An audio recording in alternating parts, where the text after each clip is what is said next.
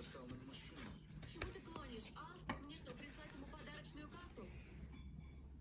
Ну, я этого не говорю. МРТ доктора Чве. МРТ доктора Чве.